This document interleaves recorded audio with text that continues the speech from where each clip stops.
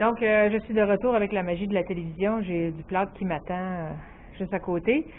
Là, dans le cas présent, puisque j'ai pas eu le temps de faire mes tendons en même temps que toute ma première batch, je vais enlever un peu de j'ai rien que le mot en anglais, là, de nasties, des petites affaires qui retroussent, OK? Bon, quand on remet le mur postérieur parallèle, on s'assure qu'il est parallèle avec la patella, tu vois, puis là, j'ai fait ça. OK? Je me penche au bout, je vais voir. Parce qu'oubliez pas, c'est celui-là qui vous dit que vous êtes dans le bon plan. Fait que c'est important de l'aplatir. Là, je me donne un peu, là, je n'étais pas obligée d'y aller aussi fort que ça. Mais ce que je veux m'assurer, là, je me recule pour voir au bout que ça, c'est parallèle à ça. C'est très important parce que ça va influencer le creux poplité. Fait que là, j'ai enlevé une coupe de fer. Si vous avez des motons ici, on les enlève, puis vous remarquerez que je sors vraiment droit, là, je suis dans l'axe du segment. OK? On ne veut pas avoir des murs latéraux comme ça. Vous vous rappelez, on les avait sablés de toute façon. Donc, c'est tout ce qu'on va faire pour être sûr que j'aille pas trop. Si vous avez des motons ici, vous pouvez les enlever. OK? Juste pour être sûr, quand vous allez réappliquer la deuxième partie de votre reconstruction, bien que ça va bien adhérer et vous n'aurez pas de problème. Maintenant que tout ça est fait, on est rendu à faire nos tendons. Le rond, ici, sert au patient, sert à ne pas pincer le patient lorsqu'il est assis, et les canaux qu'on va faire servent au patient lorsqu'il est debout.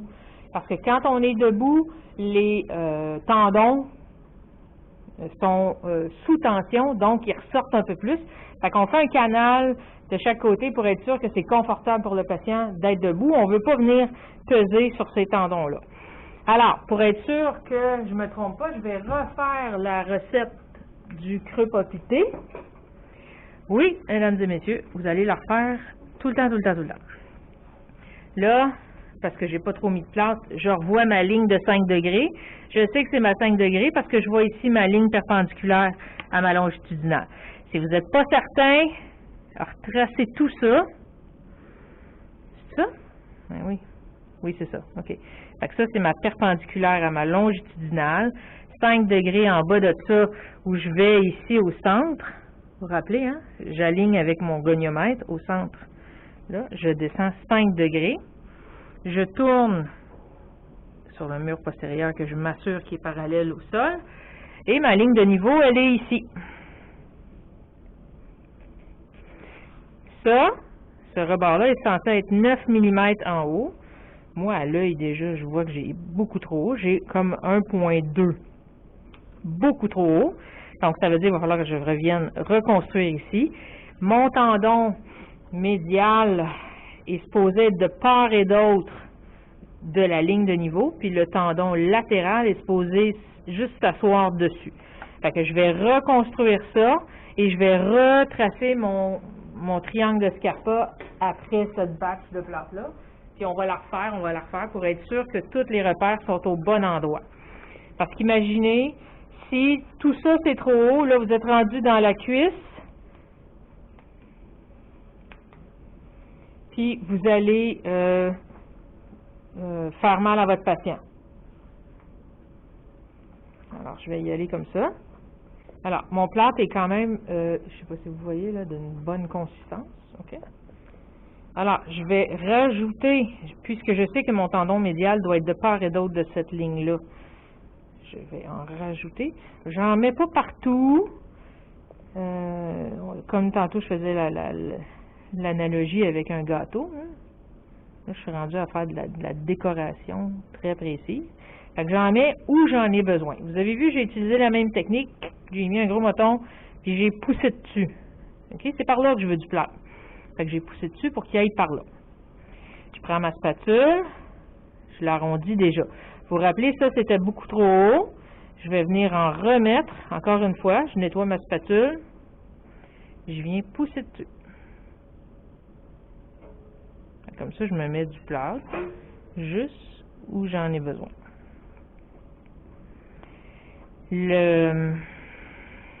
rayon, si vous voulez, de tout ça ici, là. C'est la spatule, c'est votre pouce, OK? C'est pas... ça, c'est pas conventionné, si vous voulez. Le tendon latéral est plus petit que les tendons médials, parce que en médial, il y en a deux. Quand on a fait la prise d'empreinte tout à l'heure, j'en ai parlé. Demi-membraneux, demi-tendineux. C'est ce qui explique aussi pourquoi il est plus bas. Donc, je le travaille comme ça. Là, après ça, il faut que je fasse mon canal. J'en ai trop mis. Mon canal pour permettre la station debout. Là, je viens de faire les arrondis pour quand le patient est assis. Là, je fais les canaux, OK, pour quand le patient est debout. Fait que, un canal en creux poplité, c'est comme une banane. C'est rond comme ça et c'est rond comme ça. Là, je le fais avec mes doigts.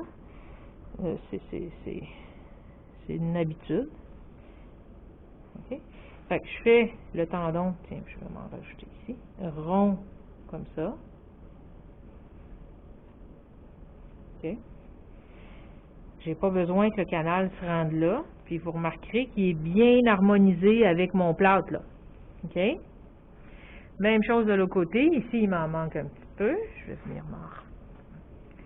Puis le tendon des ischios, lui, il passe, vous vous rappelez, hein, quand je vous disais, c'est à ça que ça sert, les cours d'anatomie, il passe juste à la base de la tête fibulaire. Fait que le tendon latéral s'en va vers la tête fibulaire. La consistance de mon plâtre est idéale. Idéal. Écoutez, ça fait longtemps que je fais ça. Moi, je peux utiliser mes doigts, mais je vous dis, c'est la meilleure façon pour faire des ronds. La spatule, là, elle va faire des coches. Là, voyez-vous, je viens juste harmoniser la reconstruction que je viens de faire ici pour retrouver mon arête entre ces deux-là. Je nettoie souvent ma spatule et je fais le tour. Comme ça. OK. Je viens aplatir ça. Ce qu'on veut, c'est avoir un arête. Fait que je veux que mes canaux fassent ça pour faire un beau 90 avec le mur postérieur. Pensez à votre patient, quand il va être assis, si votre mur rentre comme ça, qu'il n'y a pas de transition, ça va toujours y rentrer dans la cuisse. En faisant ça, on se trouve à faire un dégagement, comme à la fin, c'est comme un flare, comme vous faites en orthèse tibiale, au mur proximal, là. Voilà, voyez-vous, on fait le tour comme ça. Fait que si je vois encore un peu ma ligne de niveau, qui est ici, donc lui, il est à la bonne hauteur, mais lui, je dois le descendre encore. Le tendon médial doit être de part et d'autre. Fait que j'en rajoute. Je pousse dessus. Et vous voyez, même moi, que ça fait super longtemps que je fais ça dans la vie, je revérifie. Toujours. De cette façon-là, on n'a pas besoin de faire 4 batchs de plâtre qui vont avoir 4 consistances différentes. Voyez-vous, là, ça fait comme une bulle, là. Mais j'en veux pas de ça. Je vais l'aplatir.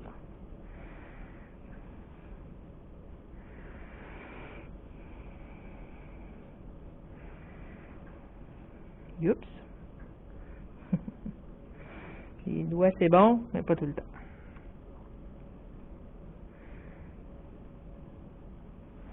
Okidou. Donc, ça serait pas mal pas pire pour un premier jet. Voyez-vous, je raplatis, je repasse.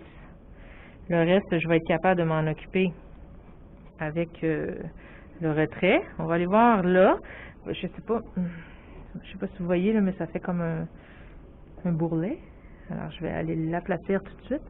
Il faut travailler dans plusieurs plans, toujours, simultanément, parce que ça a une influence sur l'autre mur qu'on voit pas. Fait que là, mon mur postérieur est terminé. Je vais venir m'occuper un peu de mon condyle, comme j'ai dit que je vous ferai tout à l'heure. J'ai fait vraiment une grippe tantôt quand j'ai fait ma modification pour la suspension, puis ça a laissé une arête. Au lieu d'aller la sabler, ça on va le faire en finition, mais je vais venir me mettre un petit peu de plâtre. Vous avez vu, j'en ai pas mis beaucoup. Puis un condyle, c'est pas plat. Puis ici, il est un peu plat.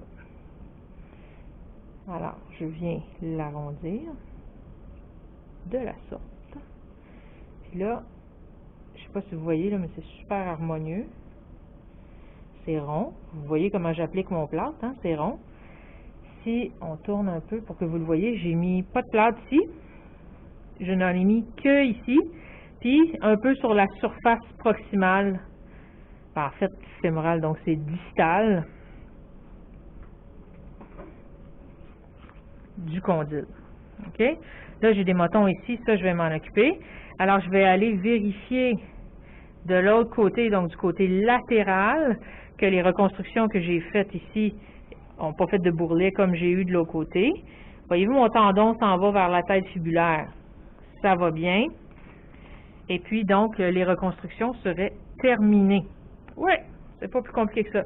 Là, j'ai un petit moton sur la patella, mais ça, vous allez voir, on va s'en occuper avec les retraits post-reconstruction.